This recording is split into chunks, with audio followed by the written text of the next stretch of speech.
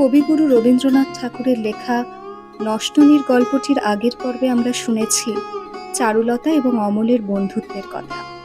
তাদের মধ্যে ক্রমাগত চলতে থাকা সাহিত্য নিয়ে গভীর আলোচনা ও অনুরাগ। অমলের লেখক হয়ে ওঠার সাথে সাথেই পাল্লা দিয়ে চারুলতার লেখিকা হয়ে ওঠা। সেই গভীর বন্ধুত্বের ছেদ টানে মন্দার উপস্থিতি। শুরু হয় চারু ও অমলের মধ্যে মনোমালিন্য। অন্যদিকে চারুলতার স্বামী ভূপতি খবরের কাগজের ব্যবসায় নিজের কাছের লোকের থেকে প্রতারিত হয়ে মানসিকভাবে ভেঙে পড়ে। চারুর কাছে আশ্রয় পেতে ছুটে যায়, কিন্তু চারুর প্রতিক্রিয়াহীন রূপ দেখে এবং কোনো কথা জানানোর সুযোগ না পেয়ে নিরাশ হয়ে পড়ে। গল্পের প্রথম পর্ব ছিল এই পর্যন্তই। আসুন শুনে নেওয়া যাক রবীন্দ্রনাথ ঠাকুর রচিত নষ্টনীর গল্পটির অন্তিম এবং চূড়ান্ত পর্ব। পরদিন ভূপতি আবার অসময়ে শয়নঘরে আসিয়া চারুকে ডাকাইয়া আনাইল। কহিল, চারু, অমলের বেশ একটি ভালো বিবাহের প্রস্তাব এসেছে। চারু অন্যমনস্ক ছিল। কহিল, ভালো কি এসেছে? ভূপতি কহিল, বিয়ের সম্বন্ধ। চারু কহিল, কেন, আমাকে কি পছন্দ হলো না? ভূপতি উচ্চৈঃস্বরে হাসিয়া উঠিল। কহিল, তোমাকে পছন্দ হলো কিনা সে কথা এখনো অমলকে জিজ্ঞাসা করা হয় নাই। যদি বা হয়ে থাকে, আমার তো একটা ছোটখাটো দাবি আছে, সে আমি ফস করে ছাড়ছি নে। চারু কহিল, আহ, কি বকছো তা ঠিক নেই। তুমি যে বললে তোমার বিয়ের সম্বন্ধ এসেছে। চারুর মুখ লাল হইয়া উঠিল। ভূপতি কহিল, তাহলে কি ছুটে তোমাকে খবর দিতে আসতুম?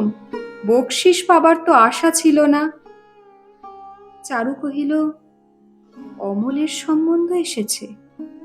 বেশ তো, তাহলে আর দেরি কেন? ভূপতি কহিল, বর্ধমানের উকিল রঘুনাথ বাবু তার মেয়ের সঙ্গে বিবাহ দিয়ে অমলকে বিলেত পাঠাতে চান। চারু বিস্মিত হইয়া জিজ্ঞাসা করিল, বিলেত? ভূপতি কহিল, হ্যাঁ, বিলেত। চারু কহিল, অমল বিলেত যাবে? বেশ মজা তো। বেশ হয়েছে, ভালোই হয়েছে। তা তুমি তাকে একবার বলে দেখো। ভূপতি কহিল, আমি বলবার আগে তুমি তাকে একবার ডেকে বুঝিয়ে বললে ভালো হয় না? চারু কহিল, আমি ৩০০০ বার বলেছি, সে আমার কথা রাখে না, আমি তাকে বলতে পারবো না। ভূপতি কহিল, তোমার কি মনে হয় সে করবে না? চারু কহিল, আরো তো অনেকবার চেষ্টা দেখা গেছে, কোনো মতে তো রাজি হয়নি। ভূপতি কহিল, কিন্তু এবারকার এ প্রস্তাবটা তার পক্ষে ছাড়া উচিত হবে না। আমার অনেক দেনা হয়ে গেছে, অমলকে তো আমি আর সেরকম করে আশ্রয় দিতে পারবো না। ভূপতি অমলকে ডাকিয়া পাঠাইল। অমল আসিলে তাহাকে বলিল, বর্ধমানের উকিল রঘুনাথ বাবুর মেয়ের সঙ্গে তোমার বিয়ের প্রস্তাব এসেছে।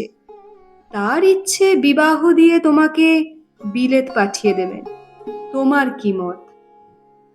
অমল কহিল, তোমার যদি অনুমতি থাকে, আমার এতে কোনো অমত নেই।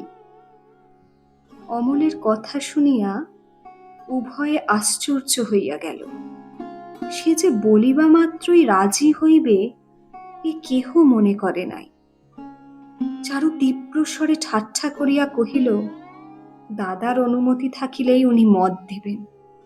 কি আমার কথার বাধ্য ছোট ভাই? দাদার পরে ভক্তি এতদিন কোথায় ছিল ঠাকুরপো? অমল উত্তর না দিয়া একটুখানি হাসিবার চেষ্টা করিল।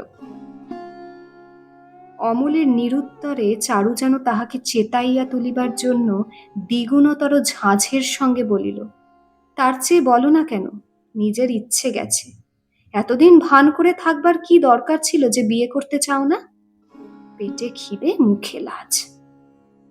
ভূপতি উপহাস করিয়া কহিল, অমল তোমার খাতিরেই এতদিন খিদে চেপে রেখেছিল, পাছে ভাজের কথা শুনে তোমার হিংসে হয়।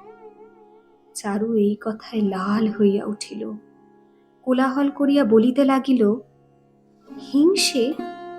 তা বই কি, কখনো আমার হিংসে হয় না। ওরকম করে বলা তোমার ভারী অন্যায়।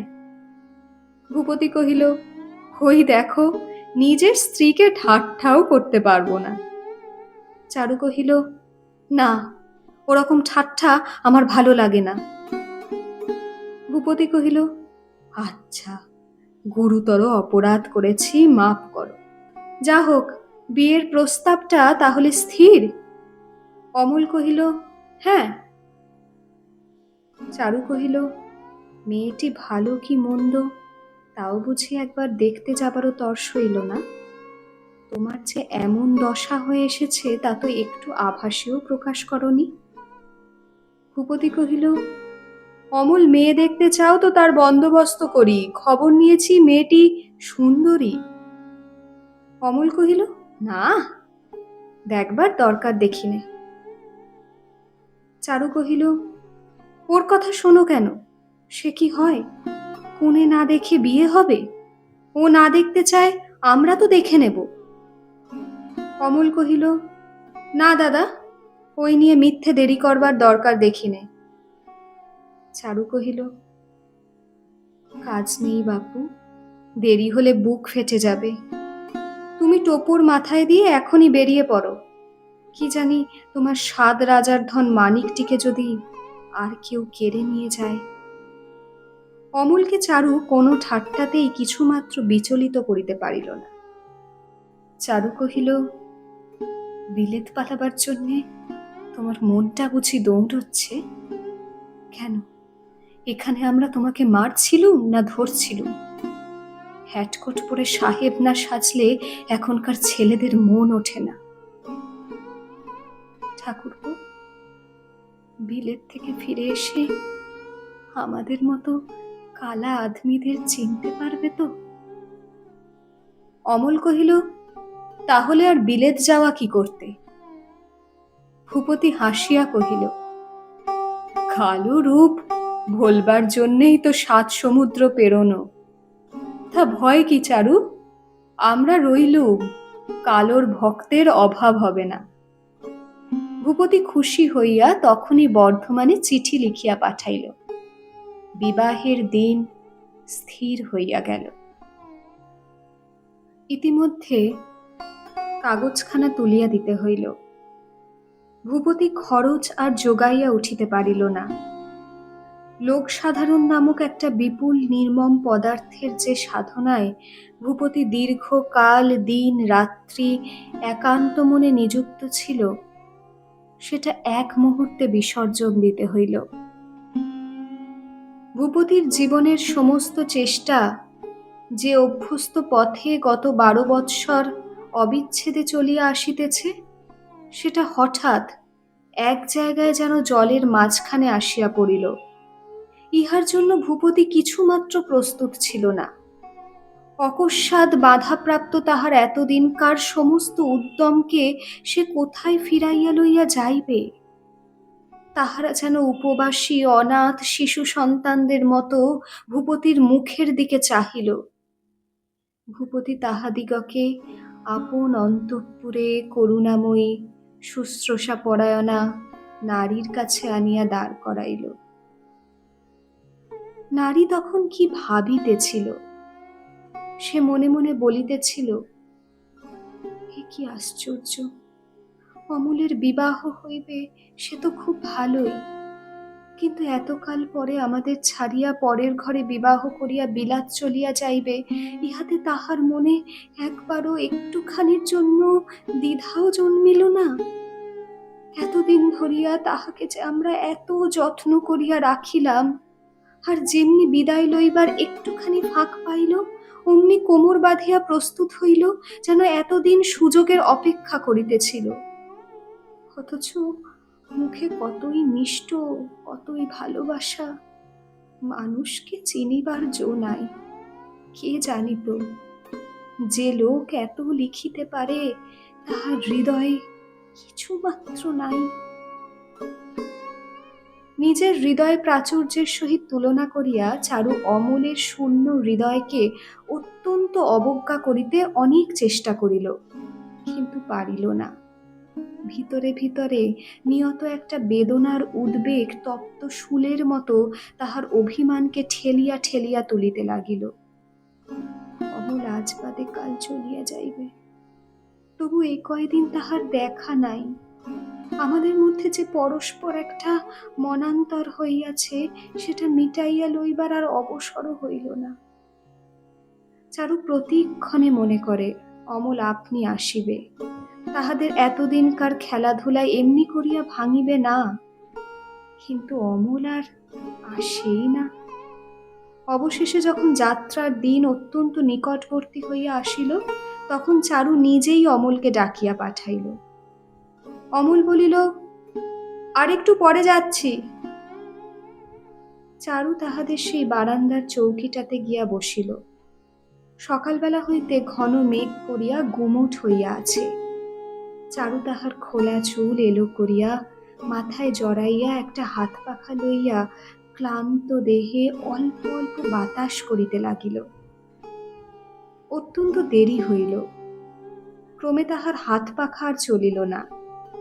রাগ, দুঃখ, অধৈর্য তাহার বুকের ভিতরে ফুটিয়া উঠিল। মনে মনে বলিল, নাই আসিল অমল, তাতেই বা কি? কিন্তু তবু পদশব্দ মাত্রেই তাহার মন দ্বারের দিকে ছুটিয়া যাইতে লাগিল। দূর গির্জায় 11টা বাজিয়া গেল। স্নানান্তে এখনই ভূপতি খাইতে আসিবে। এখনো আধ ঘন্টা সময় আছে। এখনো অমল যদি আসে, যেমন করিয়া হোক তাহাদের কয়দিনকার নীরব ঝগড়া আজ মিটাইয়া ফেলিতেই হইবে। অমলকে এমন ভাবে বিদায় দেওয়া যাইতে পারে না। এই সমবয়সী দেওর ভাঁজের মধ্যে যে চিরন্তন মধুর সম্বন্ধটুকু আছে, অনেক ভাব আড়ি, অনেক স্নেহের দৌরাত্ম্য, অনেক বিশ্রদ্ধ সুখালোচনায় বিজড়িত একটি চির ছায়াময় লতা বিতান, অমল সে কি আজ ধুলাই লুটাইয়া দিয়া বহুদিনের জন্য বহু দূরে চলিয়া যাইবে? একটু পরিতাপ হইবে না? তাহার তলে কি শেষ জল সিঞ্চন করিয়া যাইবে না? তাহাদের অনেক দিনের দেওর ভাঁজ সম্বন্ধের শেষ অশ্রুজল। আধ ঘন্টা প্রায় অতীত হয়। এলো খোপা খুলিয়া খানিকটা চুলের গুচ্ছ। চারু দ্রুত বেগে আঙুলে জড়াইতে এবং খুলিতে লাগিল। অশ্রু সংবরণ করা আর যায় না।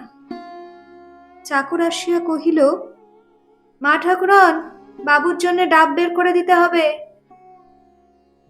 চারু আঁচল হইতে ভাঁড়ারের চাবি খুলিয়া ঝন করিয়া চাকরের পায়ের কাছে ফেলিয়া দিল। সে আশ্চর্য হইয়া চাবি লইয়া চলিয়া গেল। চারুর বুকের কাছ হইতে কি একটা ঠেলিয়া কণ্ঠের কাছে উঠিয়া আসিতে লাগিল। যথাসময়ে ভূপতি সহাস্য মুখে খাইতে আসিল। চারু পাখা হাতে আহার স্থানে উপস্থিত হইয়া দেখিল অমল ভূপতির সঙ্গে আসিয়াছে। চারু তাহার মুখের দিকে চাহিল না। অমল জিজ্ঞাসা করিল, বোঠান, আমাকে ডাকছ? চারু কহিল, না, এখন আর দরকার নেই। অমল কহিল, তাহলে আমি যাই, আমার আবার অনেক গোছাবার আছে। চারু তখন দীপ্ত চক্ষে একবার অমলের মুখের দিকে চাহিল, কহিল, যাও। অমল চারুর মুখের দিকে একবার চাহিয়া চলিয়া গেল। আহার আনতে ভূপতি কিছুক্ষণ চারুর কাছে বসিয়া থাকে।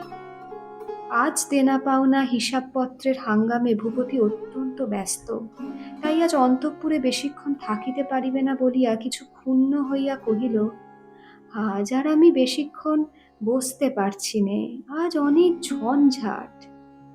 চারু বলিল, তা যাও না।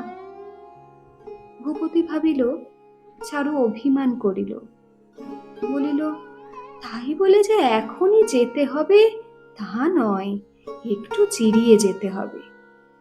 বলিয়া বসিল, দেখিল চারু বিমর্ষ হইয়া আছে। ভূপতি অনুতপ্ত চিত্তে অনেকক্ষণ বসিয়া রহিল, কিন্তু কোনো মতেই কথা জমাইতে পারিল না। অনেকক্ষণ কথোপকথনের বৃথা চেষ্টা করিয়া ভূপতি কহিল, অমল তো কাল চলে যাচ্ছে, কিছুদিন তোমার বোধহয় খুব একলা বোধ হবে। চারু তাহার কোনো উত্তর না দিয়া যেন কি একটা আনিতে চট করিয়া অন্য ঘরে চলিয়া গেল। ভূপতি কিয়ৎক্ষণ অপেক্ষা করিয়া বাহিরে প্রস্থান করিল। চারু আজ অমলের মুখের দিকে চাহিয়া লক্ষ্য করিয়াছিল, অমল এই কয়দিনেই অত্যন্ত রোগা হইয়া গেছে। তাহার মুখে তরুণতার সেই স্ফূর্তি একেবারেই নাই। ইহাতে চারু সুখও পাইল, বেদনাও বোধ করিল। আসন্ন বিচ্ছেদই যে অমলকে ক্লিষ্ট করিতেছে, চারুর তাহাতে সন্দেহ রহিল না। কিন্তু তবু অমলের এমন ব্যবহার কেন?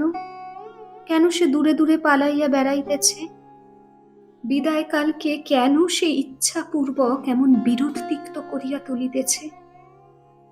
বিছানায় শুইয়া ভাবিতে ভাবিতে সে হঠাৎ চমকিয়া উঠিয়া বসিল। হঠাৎ মন্দার কথা মনে পড়িল। যদি এমন হয়, অমল মন্দাকে ভালোবাসে, মন্দা চলিয়া গেছে বলিয়াই যদি অমল এমন করিয়া, ছি ছি ছি, অমলের মন কি এমন হইবে? এত ক্ষুদ্র, এমন কলুষিত? বিবাহিত রমণীর প্রতি তাহার মন চাইবে? অসম্ভব। সন্দেহকে একান্ত চেষ্টায় দূর করিয়া দিতে চাহিল, কিন্তু সন্দেহ তাহাকে সবলে দংশন করিয়া রহিল। এমনি করিয়া বিদায়কাল আসিল, মেঘ পরিষ্কার হইল না। অমল আসিয়া কম্পিত কণ্ঠে কহিল, বোঠান, আমার যাবার সময় হয়েছে। তুমি এখন থেকে দাদাকে দেখো, তার বড় সংকটের অবস্থা, তুমি ছাড়া তার আর সান্ত্বনার কোনো পথ নেই। অমল ভূপতির বিষণ্ণ ম্লান ভাব দেখিয়া সন্ধান দ্বারা তাহার দুর্গতির কথা জানিতে পারিয়াছিল। ভূপতি যে কিরূপ নিঃশব্দে আপন দুঃখ দুর্দশার সহিত একলা লড়াই করিতেছে, কাহারও কাছে সাহায্য বা সান্ত্বনা পায় নাই, অথচ আপন আশ্রিত পালিত আত্মীয় স্বজন দিগকে এই প্রলয় সংকটে বিচলিত হইতে দেয় নাই, ইহা সে চিন্তা করিয়া চুপ করিয়া রহিল। তারপরে সে চারুর কথা ভাবিল, নিজের কথা ভাবিল, কর্ণমূল লোহিত হইয়া উঠিল, সবেগে বলিল, চুলোয় যাক আষাঢ়ের চাঁদ আর অমাবস্যার আলো। আমি ব্যারিস্টার হয়ে এসে দাদাকে যদি সাহায্য করতে পারি, তবেই আমি পুরুষ মানুষ। গত রাত্রি সমস্ত রাত জাগিয়া চারু ভাবিয়া রাখিয়াছিল অমলকে বিদায়কালে কি কথা বলিবে। সহাস্য অভিমান এবং প্রফুল্ল ঔদাসীন্যের দ্বারা মাজিয়া মাজিয়া সেই কথাগুলিকে সে মনে মনে উজ্জ্বল ও শানিত করিয়া তুলিয়াছিল। কিন্তু বিদায় দিবার সময় চারুর মুখে কোনো কথাই বাহির হইল না। সে কেবল বলিল, চিঠি লিখবে তো অমল? অমল ভূমিতে মাথা রাখিয়া প্রণাম করিল। চারু ছুটিয়া শয়ন ঘরে গিয়া দ্বার বন্ধ করিয়া দিল। ভূপতি বর্ধমানে গিয়া অমলের বিবাহ অন্তে তাহাকে বিলাতে রওনা করিয়া ঘরে ফিরিয়া আসিল। নানা দিক হইতে ঘা খাইয়া বিশ্বাসপরায়ণ ভূপতির মনে বহিঃসংসারের প্রতি একটা বৈরাগ্যের ভাব আসিয়াছিল। সভা সমিতি মেলামেশা কিছুই তাহার ভালো লাগিত না। মনে হইল, এই সব লইয়া আমি এতদিন কেবল নিজেকেই ফাঁকি দিলাম। জীবনের সুখের দিন বৃথা বহিয়া গেল এবং সারভাগ আবর্জনা কুণ্ডে ফেলিলাম। ভূপতি মনে মনে কহিল, যাক, কাগজটা গেল, ভালোই হইল, মুক্তি লাভ করিলাম। সন্ধ্যার সময় আঁধারের সূত্রপাত দেখিলেই পাখি যেমন করিয়া নীড়ে ফিরিয়া আসে, ভূপতি সেইরূপ তাহার দীর্ঘদিনের সঞ্চরণ ক্ষেত্র পরিত্যাগ করিয়া অন্তঃপুরে চারুর কাছে চলিয়া আসিল। মনে মনে স্থির করিল, বাস, এখন আর কোথাও নয়, এইখানেই আমার স্থিতি। যে কাগজের জাহাজটা লইয়া সমস্ত দিন খেলা করিতাম, সেটা ডুবিল, এখন ঘরে চলি। বোধ করি ভূপতির একটা সাধারণ সংস্কার ছিল, স্ত্রীর উপর অধিকার কাহাকেও অর্জন করিতে হয় না। স্ত্রী ধ্রুবতারার মতো নিজের আলো নিজেই জ্বালাইয়া রাখে, খাওয়ায় নেবে না, তেলের অপেক্ষা রাখে না। বাহিরে যখন ভাঙচুর আরম্ভ হইল, তখন অন্তঃপুরে কোনো খিলানে ফাটল ধরিয়াছে কিনা তাহা একবার পরখ করিয়া দেখার কথাও ভূপতির মনে স্থান পায় নাই। ভূপতি সন্ধ্যার সময় বর্ধমান হইতে বাড়ি ফিরিয়া আসিল। তাড়াতাড়ি মুখ হাত ধুইয়া সকাল সকাল খাইল। অমলের বিবাহ ও বিলাত যাত্রার আদ্যোপান্ত বিবরণ শুনিবার জন্য স্বভাবতই চারু একান্ত উৎসুক হইয়া আছে স্থির করিয়া ভূপতি আজ কিছুমাত্র বিলম্ব করিল না। ভূপতি শোবার ঘরে বিছানায় গিয়া শুইয়া গুড়গুড়ির সুদীর্ঘ নল টানিতে লাগিল। চারু এখনো অনুপস্থিত, বোধ করি গৃহকার্য করিতেছে। তামাক পুড়িয়া শ্রান্ত ভূপতির ঘুম আসিতে লাগিল। ক্ষণে ক্ষণে ঘুমের ঘোর ভাঙিয়া চমকিয়া জাগিয়া উঠিয়া সে ভাবিতে লাগিল, এখনো চারু আসিতেছে না কেন। অবশেষে ভূপতি থাকিতে না পারিয়া চারুকে ডাকিয়া পাঠাইল। ভূপতি জিজ্ঞাসা করিল, চারু, আজ যে এত দেরি করলে? চারু তাহার জবাবদিহি না করিয়া কহিল, হ্যাঁ, আজ দেরি হয়ে গেল। চারুর আগ্রহপূর্ণ প্রশ্নের জন্য ভূপতি অপেক্ষা করিয়া রহিল। চারু কোনো প্রশ্ন করিল না। ইহাতে ভূপতি কিছু ক্ষুণ্ণ হইল। তবে কি চারু অমলকে ভালোবাসে না? অমল যতদিন উপস্থিত ছিল ততদিন চারু তাহাকে লইয়া আমোদ আহ্লাদ করিল, আর যেই চলিয়া গেল অমনি তাহার সম্বন্ধে উদাসীন। এইরূপ বিসদৃশ ব্যবহারে ভূপতির মনে খটকা লাগিল। সে ভাবিতে লাগিল, তবে কি চারুর হৃদয়ের গভীরতা নাই? কেবল সে আমোদ করিতেই জানে, ভালোবাসিতে পারে না। মেয়ে মানুষের পক্ষে এরূপ নিরাসক্ত ভাব তো ভালো নয়। চারু ও অমলের সখিত্বে ভূপতি আনন্দ বোধ করিত। এই দুজনের ছেলে মানুষী আড়ি ও ভাব, খেলা ও মন্ত্রণা তাহার কাছে সুমিষ্ট কৌতুকাবহ ছিল। অমলকে চারু সর্বদা যে যত্ন আদর করিত, তাহাতে চারুর সুকোমল হৃদয়ালুতার পরিচয় পাইয়া ভূপতি মনে মনে খুশি হইত। আজ আশ্চর্য হইয়া ভাবিতে লাগিল, সে সমস্তই কি ভাষা ভাষা? হৃদয়ের মধ্যে তাহার কোনো ভিত্তি ছিল না। ভূপতি ভাবিল, চারুর হৃদয়ে যদি না থাকে তবে কোথায় ভূপতি আশ্রয় পাইবে? অল্পে অল্পে পরীক্ষা করিবার জন্য ভূপতি কথা পারিল, চারু, তুমি ভালো ছিলে তো? তোমার শরীর খারাপ নেই তো? চারু সংক্ষেপে উত্তর করিল, ভালোই আছি। ভূপতি কহিল, অমলের তো বিয়ে চুকে গেল। এই বলিয়া ভূপতি চুপ করিল। চারু তৎকালোচিত একটা কোনো সঙ্গত কথা বলিতে অনেক চেষ্টা করিল, কোনো কথাই বাহির হইল না। সে আড়ষ্ট হইয়া রহিল। ভূপতি স্বভাবতই কখনো কিছু লক্ষ্য করিয়া দেখে না, কিন্তু অমলের বিদায়ের শোক তাহার নিজের মনে লাগিয়া আছে বলিয়াই চারুর ঔদাসীন্য তাহাকে আঘাত করিল। তাহার ইচ্ছা ছিল সমবেদনায় ব্যথিত চারুর সঙ্গে অমলের কথা আলোচনা করিয়া সে হৃদয়ে ভার লাঘব করিবে। ভূপতি কহিল, মেয়েটিকে দেখতে বেশ। চারু, ঘুমোচ্ছ?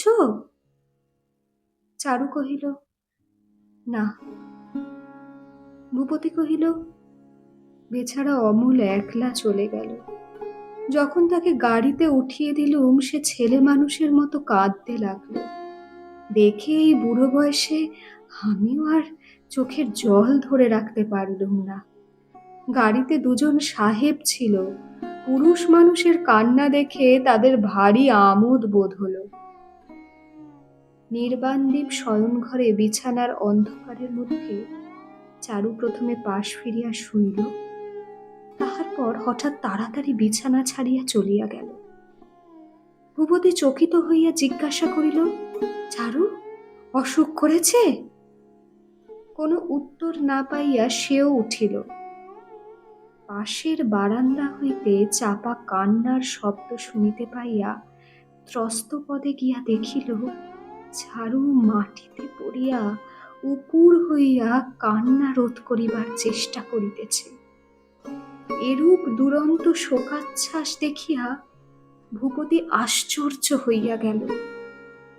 ভাবিল, চারুকে কি ভুল বুঝিয়াছিলাম। চারুর স্বভাব এতই চাপা যে আমার কাছেও হৃদয়ের কোনো বেদনা প্রকাশ করিতে চাহে না। যাহাদের প্রকৃতি এইরূপ তাহাদের ভালোবাসা সুগভীর এবং তাহাদের বেদনাও অত্যন্ত বেশি। চারুর প্রেম সাধারণ স্ত্রীলোকদের ন্যায় বাহির হইতে তেমন পরিদৃশ্যমান নহে। ভূপতি তাহা মনে মনে ঠাউর করিয়া দেখিল। ভূপতি চারুর ভালোবাসার উচ্ছ্বাস কখনো দেখে নাই, আজ বিশেষ করিয়া বুঝিল। তাহার কারণ অন্তরের দিকেই চারুর ভালোবাসার গোপন প্রসার। ভূপতি নিজেও বাহিরে প্রকাশ করতে অপটু। চারুর প্রকৃতিতেও হৃদয়াবেগের সুগভীর অন্তঃশীলতার পরিচয় পাইয়া সে একটা তৃপ্তি অনুভব করিল। ভূপতি তখন চারুর পাশে বসিয়া কোনো কথা না বলিয়া ধীরে ধীরে তাহার গায়ে হাত বুলাইয়া দিতে লাগিল। কি করিয়া সান্ত্বনা করিতে হয় ভূপতির তাহা জানা ছিল না। ইহা সে বুঝিল না, শোককে যখন কেহ অন্ধকারে কণ্ঠ চাপিয়া হত্যা করিতে চাহে তখন সাক্ষী বসিয়া থাকিলে ভালো লাগে না। ভূপতি যখন তাহার খবরের কাগজ হইতে অবসর লইল তখন নিজের ভবিষ্যতের একটা ছবি নিজের মনের মধ্যে আঁকিয়া লইয়াছিল। প্রতিজ্ঞা করিয়াছিল কোনো প্রকার দুরাশা দুশ্চেষ্টায় যাইবে না। চারুকে লইয়া পড়াশোনা, ভালোবাসা এবং প্রতিদিনের ছোটখাটো গার্হস্থ কর্তব্য পালন করিয়া চলিবে। মনে করিয়াছিল যে সকল ঘোর সুখ সবচেয়ে সুলভ অথচ সুন্দর, সর্বদাই নাড়াচাড়ার যোগ্য অথচ পবিত্র নির্মল, সেই সহজলভ্য সুখগুলির দ্বারা তাহার জীবনের গৃহকোণটিতে সন্ধ্যা প্রদীপ জ্বালাইয়া নিভৃত শান্তির অবতারণা করিবে। হাসি, গল্প, পরিহাস, পরস্পরের মনোরঞ্জনের জন্য প্রত্যহ ছোটখাটো আয়োজন, ইহাতে অধিক চেষ্টা আবশ্যক হয় না, অথচ সুখ অপর্যাপ্ত হইয়া উঠে। কার্যকালে দেখিল সহজ সুখ সহজ নহে। যাহা মূল্য দিয়া কিনিতে হয় না তাহা যদি আপনি হাতের কাছে না পাওয়া যায় তবে আর কোনো মতেই কোথাও খুঁজিয়া পাইবার উপায় থাকে না। ভূপতি কোনো মতেই চারুর সঙ্গে বেশ করিয়া জমাইয়া লইতে পারিল না। ইহাতে সে নিজেকেই দোষ দিল। ভাবিল, 12 বৎসর কেবল খবরের কাগজ লিখিয়া স্ত্রীর সঙ্গে কি করিয়া গল্প করিতে হয় সে বিদ্যা একেবারে খোয়াইয়াছি। সন্ধ্যাদীপ জ্বালিতেই ভূপতি আগ্রহের সহিত ঘরে যায়। সে 2-1 কথা বলে, চারু 2-1 কথা বলে, তারপরে কি বলিবে ভূপতি কোনো মতেই ভাবিয়া পায় না। নিজের এই অক্ষমতায় স্ত্রীর কাছে সে লজ্জা বোধ করিতে থাকে।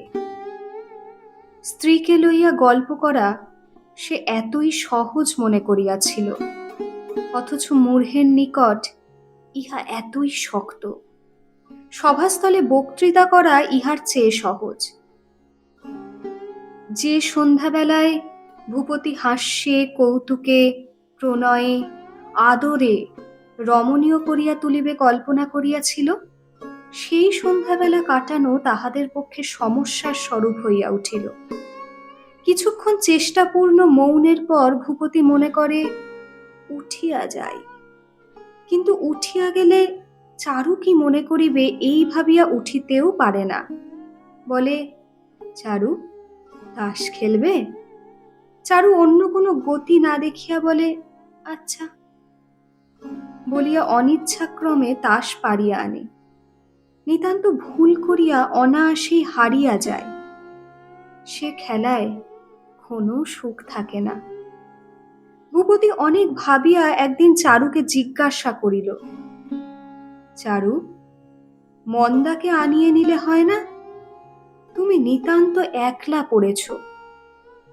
চারু মন্দার নাম শুনিয়াই জ্বলিয়া উঠিল, বলিল, না, মন্দাকে আমার দরকার নেই। ভূপতি হাসিল, মনে মনে খুশি হইল। সাধ্বীরা যেখানে সতীধর্মের কিছুমাত্র ব্যতিক্রম দেখে, সেখানে ধৈর্য রাখিতে পারে না। বিদ্বেষের প্রথম ধাক্কা সামলাইয়া চারু ভাবিল, মন্দা থাকিলে সে হয়তো ভূপতিকে অনেকটা আমোদে রাখিতে পারিবে। ভূপতি তাহার নিকট হইতে যে মনের সুখ চায়, সে তাহা কোনো মতেই দিতে পারিতেছে না। ইহা চারু অনুভব করিয়া পীড়া বোধ করিতেছিল। ভূপতি জগৎ সংসারের আর সমস্ত ছাড়িয়া একমাত্র চারুর নিকট হইতেই তাহার জীবনের সমস্ত আনন্দ আকর্ষণ করিয়া লইতে চেষ্টা করিতেছে। এই একাগ্র চেষ্টা দেখিয়া ও নিজের অন্তরের দৈন্য উপলব্ধি করিয়া চারু ভীত হইয়া পড়িয়াছিল। এমনি করিয়া কতদিন কিরূপে চলিবে? ভূপতি আর কিছু অবলম্বন করে না কেন? আর একটা খবরের কাগজ চালায় না কেন? ভূপতির চিত্তরঞ্জন করিবার অভ্যাস এ পর্যন্ত চারুকে কখনো করিতে হয় নাই।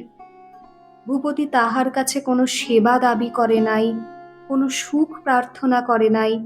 চারুকে সে সর্বতোভাবে নিজের প্রয়োজনীয় করিয়া তোলে নাই। আজ হঠাৎ তাহার জীবনের সমস্ত প্রয়োজন চারুর নিকট চাহিয়া বসাতে সে কোথাও কিছু যেন খুঁজিয়া পাইতেছে না। ভূপতির কি চাই, কি হইলে সে তৃপ্ত হয়, তাহা চারু ঠিক মতো জানে না, এবং জানিলেও তাহা চারুর পক্ষে সহজে আয়ত্তগম্য নহে। ভূপতি যদি অল্পে অল্পে অগ্রসর হইত, তবে চারুর পক্ষে হয়তো এত কঠিন হইত না। কিন্তু হঠাৎ এক রাত্রে দেউলিয়া হইয়া রিক্ত ভিক্ষাপাত্র পাতিয়া বসাতে সে যেন বিব্রত হইয়াছে।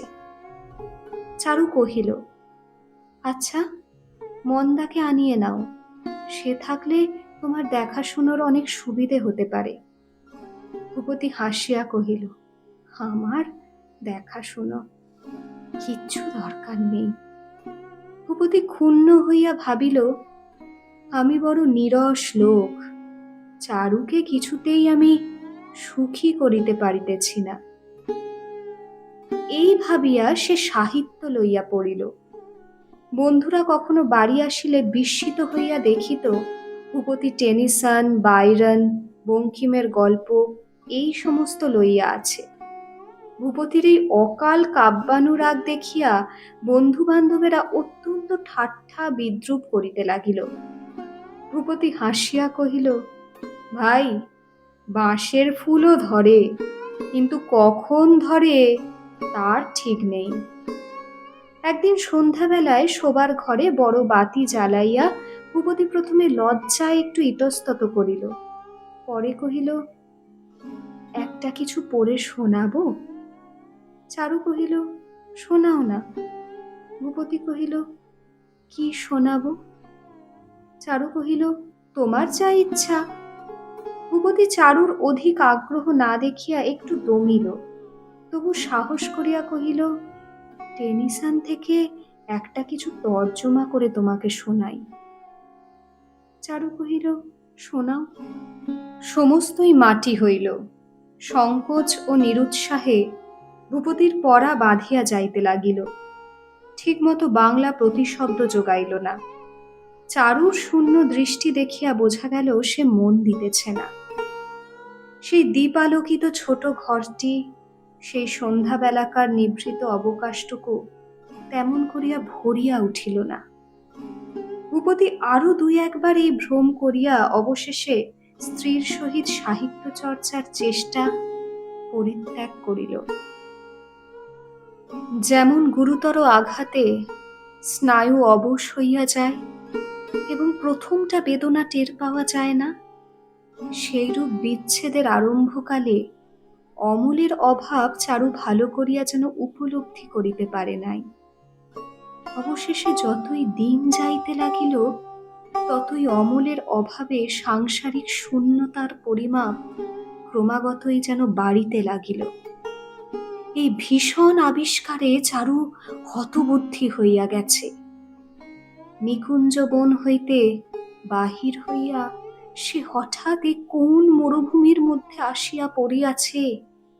দিনের পর দিন যাইতেছে, মরুপ্রান্তর ক্রমাগতই বাড়িয়া চলিয়াছে। এ মরুভূমির কথা সে কিছুই জানিত না। ঘুম থেকে উঠিয়াই বুকের মধ্যে ধক করিয়া উঠে। মনে পড়ে অমল নাই। সকালে যখন সে বারান্দায় পান সাজিতে বসে, ক্ষণে ক্ষণে কেবলই মনে হয় অমল পশ্চাৎ হইতে আসিবে না। এক এক সময় অন্যমনস্ক হইয়া বেশি পান সাজিয়া ফেলে। সহসা মনে পড়ে বেশি পান খাইবার লোক নাই। যখনই ভাড়ার ঘরে পদার্পণ করে, মনে উদয় হয় অমলের জন্য জল খাবার দিতে হইবে না। মনের অধৈর্য অন্তঃপুরের সীমান্তে আসিয়া তাহাকে স্মরণ করাইয়া দেয় অমল কলেজ হইতে আসিবে না। কোনো একটা নূতন বই, নূতন লেখা, নূতন খবর, নূতন কৌতুক প্রত্যাশা করিবার নাই। কাহারও জন্য কোনো সেলাই করিবার, কোনো লেখা লিখিবার, কোনো শৌখিন জিনিস কিনিয়া রাখিবার নাই। নিজের অসহ্য কষ্টে ও চাঞ্চল্যে চারু নিজে বিস্মিত। মনোবেদনার অবিশ্রাম পীড়নে তাহার ভয় হইল। নিজে কেবলই প্রশ্ন করিতে লাগিল, কেন এত কষ্ট কেন হইতেছে? অমল আমার এতই কি যে তাহার জন্য এত দুঃখ ভোগ করিব?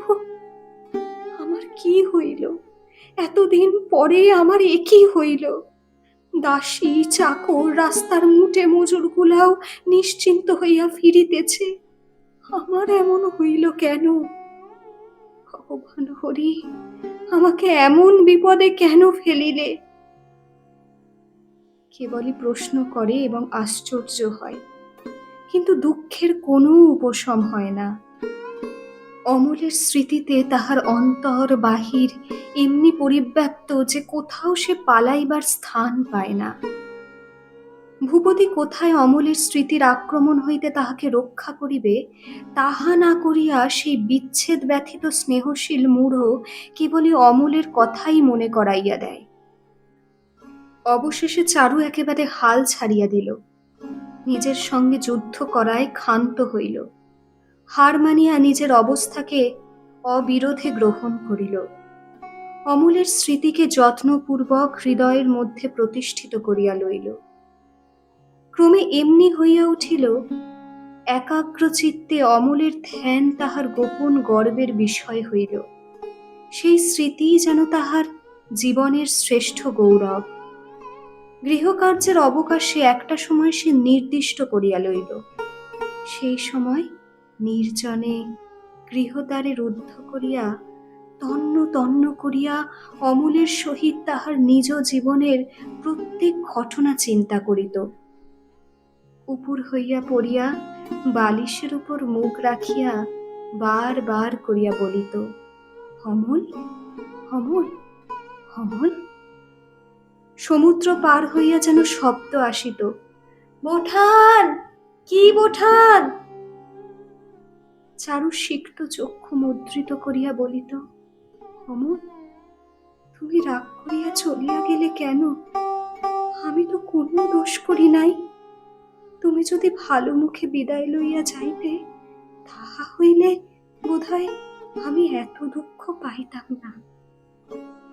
অমল সম্মুখে থাকিলে যেমন কথা হইত, চারু ঠিক তেমনি করিয়া কথাগুলি উচ্চারণ করিয়া বলিত, অমল, তোমাকে আমি একদিনও ভুলি নাই, একদিনও না, এক দণ্ডও না। আমার জীবনের শ্রেষ্ঠ পদার্থ সমস্ত তুমিই ফুটাইয়াছ। আমার জীবনের 4 ভাগ দিয়া প্রতিদিন তোমার পূজা করিব। এইরূপে চারু তাহার সমস্ত ঘরকন্না, তাহার সমস্ত কর্তব্যের অন্তস্তরের তলদেশে সুড়ঙ্গ খনন করিয়া সেই নিরালোক নিস্তব্ধ অন্ধকারের মধ্যে অশ্রুমালা সজ্জিত একটি গোপন শোকের মন্দির নির্মাণ করিয়া রাখিল। সেখানে তাহার স্বামী বা পৃথিবীর আর কাহারও কোনো অধিকার রহিল না। সেই স্থানটুকু যেমন গোপনতম, তেমনি গভীরতম, তেমনি প্রিয়তম।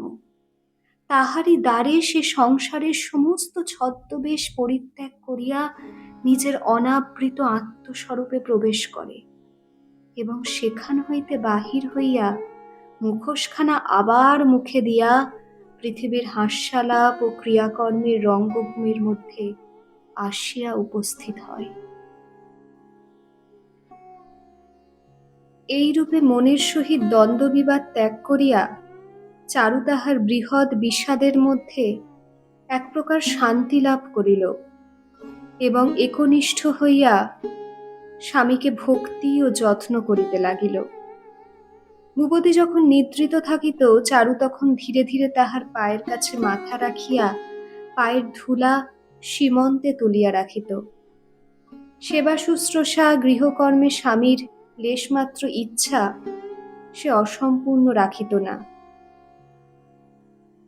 আশ্রিত প্রতিপালিত ব্যক্তিদের প্রতি কোনো প্রকার অযত্নে ভূপতি দুঃখিত হইত জানিয়া চারু তাহাদের প্রতি আতিথ্যে তিলমাত্র ত্রুটি ঘটিতে দিত না। এইরূপে সমস্ত কাজকর্ম সারিয়া ভূপতির উচ্ছিষ্ট প্রসাদ খাইয়া চারুর দিন শেষ হইয়া যাইত। এই সেবা যত্নে ভগ্নশ্রী ভূপতি যেন নব যৌবন ফিরিয়া পাইল। স্ত্রীর সহিত পূর্বে যেন তাহার নববিবাহ হয় নাই, এতদিন পরে যেন হইল। সাজসজ্জায় হাস্যে পরিহাসে বিকশিত হইয়া সংসারের সমস্ত দুর্ভাবনাকে ভূপতি মনের একপাশে ঠেলিয়া রাখিয়া দিল। রোগ আরামের পর যেমন ক্ষুধা বাড়িয়া উঠে, শরীরে ভোগ শক্তির বিকাশকে সচেতনভাবে অনুভব করা যায়, ভূপতির মনে এতকাল পরে সেইরূপ একটা অপূর্ব এবং প্রবল ভাবাবেশের সঞ্চার হইল। বন্ধুদিগকে এমনকি চারুকে লুকাইয়া ভূপতি কেবল কবিতা পড়িতে লাগিল। মনে মনে কহিল, কাগজখানা গিয়া এবং অনেক দুঃখ পাইয়া এতদিন পরে আমি আমার স্ত্রীকে আবিষ্কার করিতে পারিয়াছি। ভূপতি চারুকে বলিল, চারু, তুমি আজকাল লেখা একেবারেই ছেড়ে দিয়েছ কেন? চারু বলিল, ভারী তো আমার লেখা। ভূপতি কহিল, সত্যি কথা বলছি, তোমার মতো অমন বাংলা এখনকার লেখকদের মধ্যে আমি তো আর কারো দেখিনি। বিশ্ববন্ধুতে যা লিখেছিল আমারও ঠিক তাই মত। চারু কহিল, আহ, থামো। ভূপতি কহিল, এই দেখো না, বলিয়া একখণ্ড সররুহ বাহির করিয়া চারু ও অমলের ভাষার তুলনা করিতে আরম্ভ করিল। চারু আরক্ত মুখে ভূপতির হাত হইতে কাগজ কাড়িয়া লইয়া অঞ্চলের মধ্যে আচ্ছাদন করিয়া রাখিল। ভূপতি মনে মনে ভাবিল, লেখার সঙ্গী একজন না থাকিলে লেখা বাহির হয় না। রোশো, আমাকে লেখাটা অভ্যাস করিতে হইবে, তাহা হইলে ক্রমে চারুরও লেখার উৎসাহ সঞ্চার করিতে পারিব। ভূপতি অত্যন্ত গোপনে খাতা লইয়া লেখা অভ্যাস করিতে আরম্ভ করিল। অভিধান দেখিয়া পুনঃ পুনঃ কাটিয়া বারবার কপি করিয়া ভূপতির বেকার অবস্থার দিনগুলি কাটিতে লাগিল। এত কষ্টে এত চেষ্টায় তাহাকে লিখিতে হইতেছে যে সেই বহু দুঃখের রচনাগুলির প্রতি ক্রমে তাহার বিশ্বাস ও মমতা জন্মিল। অবশেষে একদিন তাহার লেখা আর একজনকে দিয়া নকল করাইয়া ভূপতি স্ত্রীকে লইয়া দিল। কহিল, আমার এক বন্ধু নতুন লিখতে আরম্ভ করেছে, আমি তো কিছু বুঝি নে, তুমি একবার পড়ে দেখো দেখি কেমন লাগে। খাতাখানা চারুর হাতে দিয়া ভূপতি বাহিরে চলিয়া গেল। সরল ভূপতির এই ছলনাটুকু চারুর বুঝিতে বাকি রহিল না। পড়িল, লেখার ছাদ এবং বিষয় দেখিয়া একটুখানি হাসিল। হায়, চারু তাহার স্বামীকে ভক্তি করিবার জন্য এত আয়োজন করিতেছে, সে কেন এমন ছেলে মানুষই করিয়া পূজার অর্ঘ্য ছড়াইয়া ফেলিতেছে? চারুর কাছে বাহবা আদায় করিবার জন্য তাহার এত চেষ্টা কেন?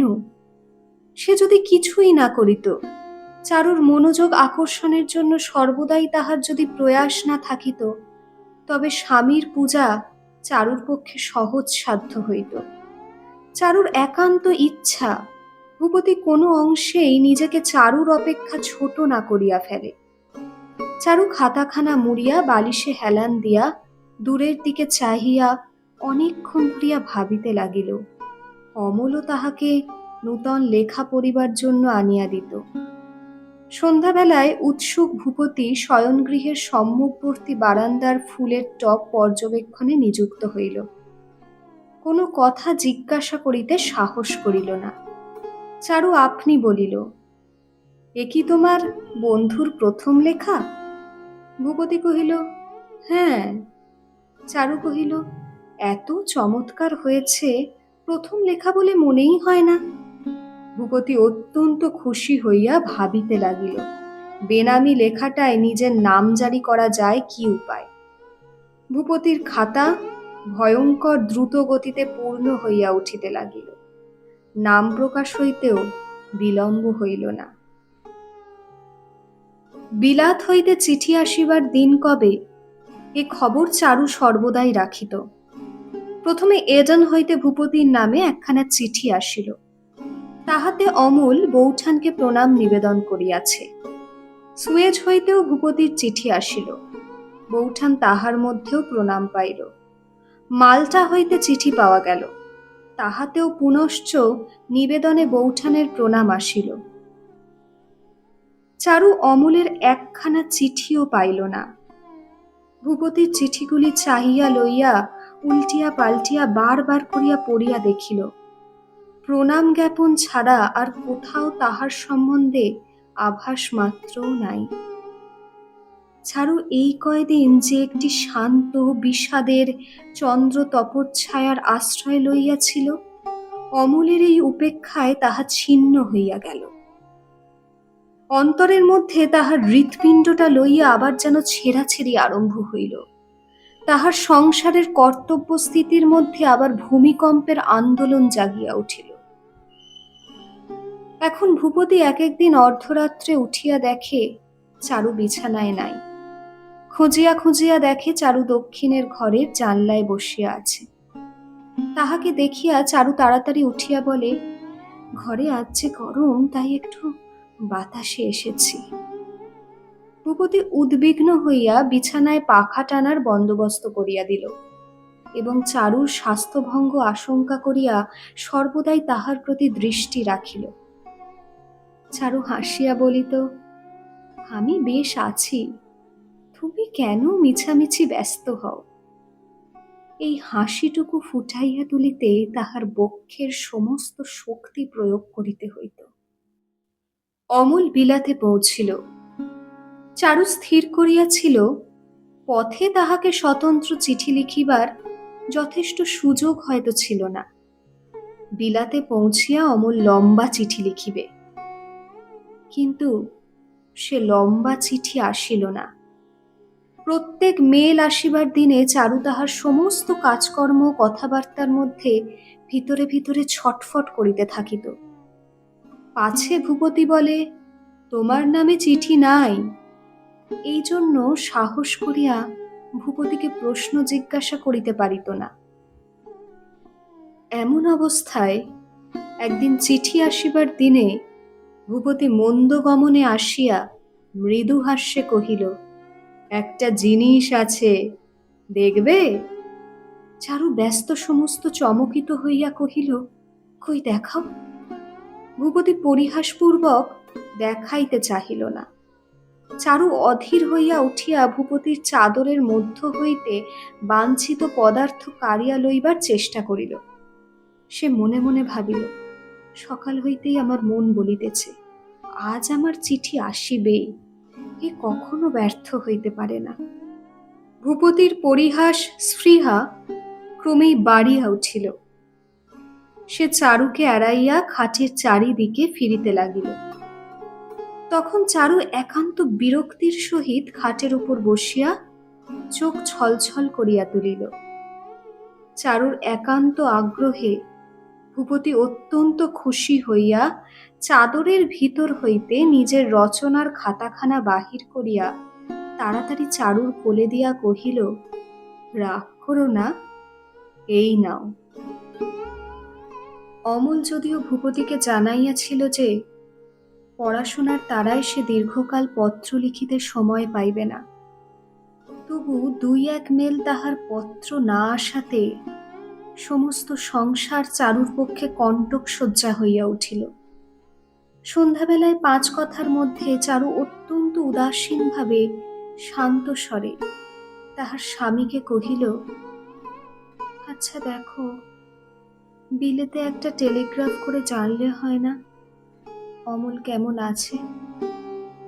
ভূপতি কহিল, 2 হপ্তাহ আগে তার চিঠি পাওয়া গেছে, সে এখন পড়ায় ব্যস্ত। চারু কহিল, ও, তবে কাজ নেই। আমি ভাবছিলাম বিদেশে আছে, যদি ব্যামো শ্যামো হয়, বলা তো যায় না। ভূপতি কহিল, না, তেমন কোনো ব্যামো হলে খবর পাওয়া যেত, টেলিগ্রাফ করাও তো কম খরচা নয়। চারু কহিল, তাই নাকি? আমি ভেবেছিলুম বড় জোর 1 টাকা কি 2 টাকা লাগবে। ভূপতি কহিল, বলো কি, প্রায় 100 টাকার ধাক্কা। চারু কহিল, তাহলে তো কথাই নেই।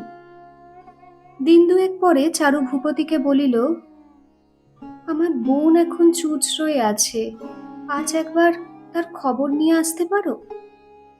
ভূপতি কহিল, কেন, কোনো অসুখ করেছে নাকি? চারু কহিল, না, অসুখ না, জানোই তো তুমি গেলে তারা কত খুশি হয়। ভূপতি চারুর অনুরোধে গাড়ি চড়িয়া হাবড়া স্টেশন অভিমুখে ছুটিল। পথে একসার গরুর গাড়ি আসিয়া তাহার গাড়ি আটক করিল। এমন সময় পরিচিত টেলিগ্রাফের হরকরা ভূপতিকে দেখিয়া তাহার হাতে একখানা টেলিগ্রাফ লইয়া দিল। বিলাতের টেলিগ্রাম দেখিয়া ভূপতি ভারী ভয় পাইল। ভাবিল, অমলের হয়তো অসুখ করিয়াছে। ভয় ভয় খুলিয়া দেখিল, টেলিগ্রামে লেখা আছে, আমি ভালো আছি। ইহার অর্থ কি? পরীক্ষা করিয়া দেখিল, ইহা প্রিপেড টেলিগ্রামের উত্তর। হাওড়া যাওয়া হইল না। গাড়ি ফিরাইয়া ভূপতি বাড়ি আসিয়া স্ত্রীর হাতে টেলিগ্রামটি দিল। ভূপতির হাতে টেলিগ্রাম দেখিয়া চারুর মুখ পাংশুবর্ণ হইয়া গেল। ভূপতি কহিল, আমি এর মানে কিছুই বুঝিতে পারছি নে। অনুসন্ধানে ভূপতি মানে বুঝিল। চারু নিজের গহনা বন্ধক রাখিয়া টাকা ধার করিয়া টেলিগ্রাফ পাঠাইয়াছিল। ভূপতি ভাবিল, এত করিবার দরকার ছিল না। আমাকে একটু অনুরোধ করিয়া ধরিলেই তো আমি টেলিগ্রাফ করিয়া দিতাম। চাকরকে দিয়া গোপনে বাজারে গহনা বন্ধক দিতে পাঠানো, এ তো ভালো হয় নাই। থাকিয়া থাকিয়া ভূপতির মনে কেবলই এই প্রশ্ন হইতে লাগিল, চারু কেন এত বাড়াবাড়ি করিল? একটা অস্পষ্ট সন্দেহ অলক্ষ্যভাবে তাহাকে বিদ্ধ করিতে লাগিল। সে সন্দেহটাকে ভূপতি প্রত্যক্ষভাবে দেখিতে চাহিল না, ভুলিয়া থাকিতে চেষ্টা করিল, কিন্তু বেদনা কোনো মতে ছাড়িল না। অমলের শরীর ভালো আছে, তবু সে চিঠি লেখে না। একেবারে এমন নিদারুণ ছাড়াছাড়ি হইল কি করিয়া? একবার মুখোমুখি এই প্রশ্নটার জবাব লইয়া আসিতে ইচ্ছা হয়, কিন্তু মধ্যে সমুদ্র, পার হইবার কোনো পথ নাই। নিষ্ঠুর বিচ্ছেদ, নিরুপায় বিচ্ছেদ, সকল প্রশ্ন, সকল প্রতিকারের অতীত বিচ্ছেদ। চারু আপনাকে আর খাড়া রাখিতে পারে না। কাজকর্ম পড়িয়া থাকে, সকল বিষয়েই ভুল হয়। চাকর বাকর চুরি করে, লোকে তাহার দিন ভাব লক্ষ্য করিয়া নানা প্রকার কানাকানি করিতে থাকে, কিছুতেই তার চেতনা মাত্র নাই। এমনি হইল হঠাৎ চারু চমকিয়া উঠিত, কথা কহিতে কহিতে তাহাকে কাঁদিবার জন্য উঠিয়া যাইতে হইত। অমলের নাম শুনিবা মাত্র তাহার মুখ বিবর্ণ হইয়া যাইত। অবশেষে ভূপতিও সমস্ত দেখিল, এবং যাহা মুহূর্তের জন্য ভাবে নাই তাহাও ভাবিল। সংসার একেবারে তাহার কাছে বৃদ্ধ, শুষ্ক, জীর্ণ হইয়া গেল। মাঝে যে কয়দিন আনন্দের উন্মেষে ভূপতি অন্ধ হইয়াছিল, সেই কয়দিনের স্মৃতি তাহাকে লজ্জা দিতে লাগিল। যে অনভিজ্ঞ বানর জহর চেনে না, তাহাকে ঝুটা পাথর দিয়া কি এমনি করিয়াই ঠকাইতে হয়? চারুর যে সকল কথায় আদরে ব্যবহারে ভূপতি ভুলিয়াছিল, সেগুলো মনে আসিয়া তাহাকে মূঢ় মূঢ় মূঢ় বলিয়া বেত মারিতে লাগিল। অবশেষে তাহার বহু কষ্টের, বহু যত্নের রচনাগুলির কথা যখন মনে উদয় হইল, তখন ভূপতি ধরণীকে দ্বিধা হইতে বলিল। অঙ্কুশ তাড়িতের মতো চারুর কাছে দ্রুতপদে গিয়া ভূপতি কহিল, আমার সেই লেখাগুলো কোথায়? চারু কহিল, আমার কাছেই আছে। ভূপতি কহিল, সেগুলো দাও। চারু তখন ভূপতির জন্য ডিমের কচুরি ভাজিতেছিল। কহিল, তোমার কি এখনই চাই? ভূপতি কহিল, হ্যাঁ, এখনই চাই। চারু কড়া নামাইয়া রাখিয়া আলমারি হইতে খাতা ও কাগজগুলি বাহির করিয়া আনিল। ভূপতি অধীরভাবে তাহার হাত হইতে সমস্ত টানিয়া লইয়া খাতাপত্র একেবারে উনানের মধ্যে ফেলিয়া দিল। চারু ব্যস্ত হইয়া সেগুলা বাহির করিবার চেষ্টা করিয়া কহিল, এ কি করলে? ভূপতি তাহার হাত চাপিয়া ধরিয়া গর্জন করিয়া বলিল, থাক। চারু বিস্মিত হইয়া দাঁড়াইয়া রহিল। সমস্ত লেখা নিঃশেষে পুড়িয়া ভস্ম হইয়া গেল। চারু বুঝিল, দীর্ঘ নিঃশ্বাস ফেলিল, কচুরি ভাজা অসমাপ্ত রাখিয়া ধীরে ধীরে অন্যত্র চলিয়া গেল। চারুর খাতা নষ্ট করিবার সংকল্প ভূপতির ছিল না, কিন্তু ঠিক সামনেই আগুনটা জ্বলিতেছিল দেখিয়া কেমন যেন তাহার খুন চাপিয়া উঠিল।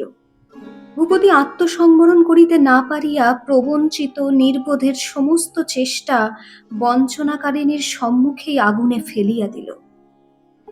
সমস্ত ছাই হইয়া গেলে ভূপতির আকস্মিক উদ্দামতা যখন শান্ত হইয়া আসিল, তখন চারু আপন অপরাধের বোঝা বহন করিয়া যেরূপ গভীর বিষাদে নীরব নতমুখে চলিয়া গেল, তাহা ভূপতির মনে জাগিয়া উঠিল। সম্মুখে চাহিয়া দেখিল, ভূপতি বিশেষ করিয়া ভালোবাসে বলিয়াই চারু স্বহস্তে যত্ন করিয়া খাবার তৈরি করিতেছিল। ভূপতি বারান্দায় রেলিংয়ের উপর ভর দিয়া দাঁড়াইল।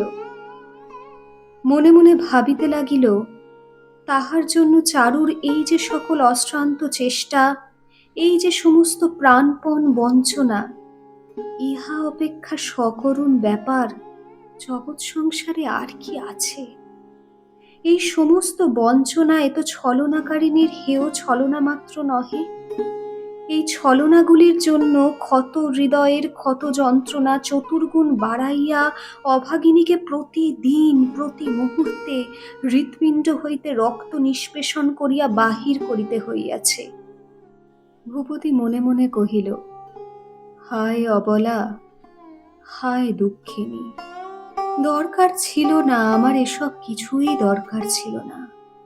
এতকাল আমি তো ভালোবাসা না পাইয়াও পাই নাই বলিয়া জানিতেও পারি নাই। আমার তো কেবল প্রুফ দেখিয়া কাগজ লিখিয়াই চলিয়া গিয়াছিল। আমার জন্য এত করিবার কোনো দরকার ছিল না। তখন আপনার জীবনকে চারুর জীবন হইতে দূরে সরাইয়া লইয়া ডাক্তার যেমন সাংঘাতিক ব্যাধিগ্রস্ত রোগীকে দেখে, ভূপতি তেমনি করিয়া নিঃসম্পর্ক লোকের মতো চারুকে দূর হইতে দেখিল। ওই একটি ক্ষীণ শক্তি নারীর হৃদয় কি প্রবল সংসারের দ্বারা চারিদিকে আক্রান্ত হইয়াছে। এমন লোক নাই যাহার কাছে সকল কথা ব্যক্ত করিতে পারে, এমন কথা নহে যাহা ব্যক্ত করা যায়, এমন স্থান নাই যেখানে সমস্ত হৃদয় উদ্ঘাটিত করিয়া দিয়া সে হাহাকার করিয়া উঠিতে পারে। অথচ এই অপ্রকাশ্য অপরিহার্য অপ্রতিবিধেয় প্রত্যহ পুঞ্জীভূত দুঃখভার বহন করিয়া নিতান্ত সহজ লোকের মতো, তাহার সুস্থ চিত্ত প্রতিবেশিনীদের মতো তাহাকে প্রতিদিনের গৃহকর্ম সম্পন্ন করিতে হইতেছে। ভূপতি তাহার শয়নগৃহে গিয়া দেখিল, জানলার গরাদ ধরিয়া অশ্রুহীন অনিমেষ দৃষ্টিতে চারু বাহিরের দিকে চাহিয়া আছে। ভূপতি আস্তে আস্তে তাহার কাছে আসিয়া দাঁড়াইল, কিছু বলিল না, তাহার মাথার উপরে হাত রাখিল। বন্ধুরা ভূপতিকে জিজ্ঞাসা করিল, ব্যাপারখানা কি, এত ব্যস্ত কেন? ভূপতি কহিল, খবরের কাগজ। বন্ধু কহিল, আবার খবরের কাগজ? ভিটেমাটি খবরের কাগজে মুড়ে গঙ্গার জলে ফেলতে হবে নাকি? ভূপতি কহিল, না, আর নিজে কাগজ করছি নে। বন্ধু কহিল, তবে? ভূপতি কহিল, মহীশূরে একটা কাগজ বের হবে, আমাকে তারা সম্পাদক করেছে। বন্ধু কহিল, বাড়ি ঘর ছেড়ে একেবারে মহীশূরে যাবে? চারুকে সঙ্গে নিয়ে যাচ্ছ? ভূপতি কহিল, না, মামারা এখানে এসে থাকবেন। বন্ধু কহিল, সম্পাদকি নেশা তোমার আর কিছুতেই ছুটল না। ভূপতি কহিল, মানুষের যা হোক একটা কিছু নেশা চাই। বিদায়কালে চারু জিজ্ঞাসা করিল, কবে আসবে?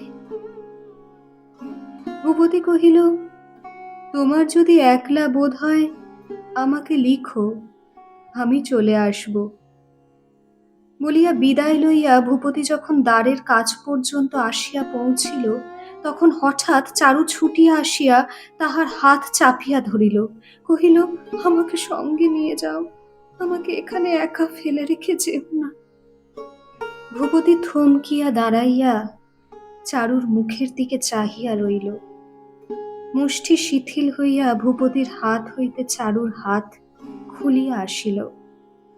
ভূপতি চারুর নিকট হইতে সরিয়া বারান্দায় আসিয়া দাঁড়াইল।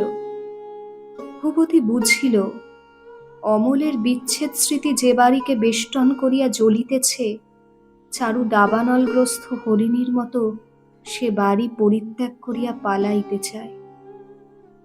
কিন্তু আমার কথা সে একবার ভাবিয়া দেখিল না, আমি কোথায় পালাইব?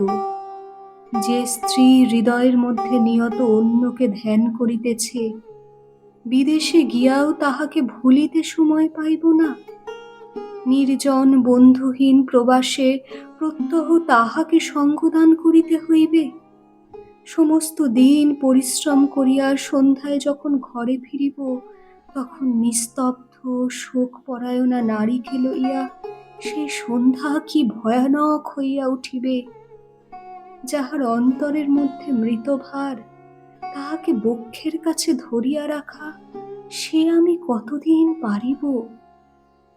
আরো কত বৎসর প্রত্যহ আমাকে এমনি করিয়া বাঁচিতে হইবে।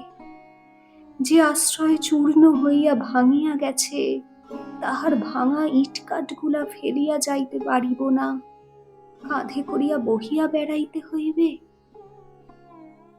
ভূপতি চারুকে আসিয়া কহিল, না, সে আমি পারব না। মুহূর্তের মধ্যে সমস্ত রক্ত নামিয়া গিয়া চারুর মুখ কাগজের মতো শুষ্ক সাদা হইয়া গেল। চারু মুঠো করিয়া খাট চাপিয়া ধরিল। তৎক্ষণাৎ ভূপতি কহিল, চলো চারু, আমার সঙ্গেই চলো। চারু বলিল, না, থাক,